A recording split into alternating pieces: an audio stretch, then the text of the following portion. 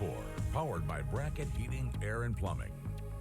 All right, good morning, everybody. Happy Tuesday. The day got off to a really feisty start early this morning. We had a huge push of storms that came through at around 4 or 5 o'clock this morning for most of us. Those have since exited up towards the northeast.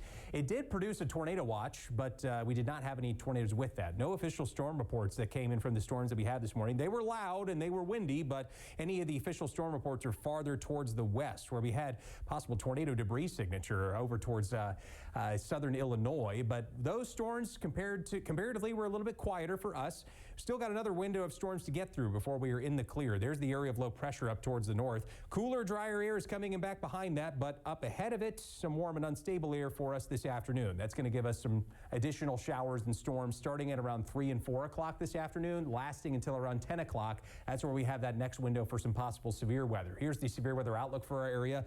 A 2 out of 5 risk for the northern half of the area from I-64 and points north, and a 3 out of 5 risk for most of western Kentucky in our far southern counties. That's where we have the greatest threat for some possible damaging winds, hail, and tornadoes. A 4 to 5 out of 10 on the TORCON for today and tonight into places like Madisonville, Central City, and Hartford, and then a 3 out of 10 for places farther north. That's not as high of a threat as we dealt with last week, but it's still at least possible that we get some pockets of rotation within the thunderstorms that develop later today.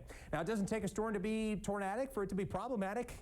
Straight line winds can be a problem in and of themselves, and it's likely we run into some damaging straight line winds with the storms that develop later today across western Kentucky. Also, large hail in the cards as well towards Marion and Princeton. We could get some larger hail in the ballpark of egg size potentially with some of the strongest storms. So let's map it out for you hour by hour. We will continue to see a couple more downpours across western Kentucky later this morning. That should dissipate and give way to some sunshine by the time we get to early afternoon. And here comes that second round of storms, again flaring up around 4 and 5 o'clock this late afternoon this evening, where we get some more showers and stronger storms that develop. Within any of these, it's possible we get some strong straight line winds as well as some hail, maybe even some tornadic potential, especially around 9 o'clock where they start to get more organized in the future cast there. So plan to have your guard up for potential severe weather up until around 10, 11 o'clock tonight. Once we get to that point, then cooler, drier air does start to settle in, and it stays cool and dry for most of the rest of the week. Plenty of sunshine for Wednesday. This is when we're going to be cool, dry, and windy.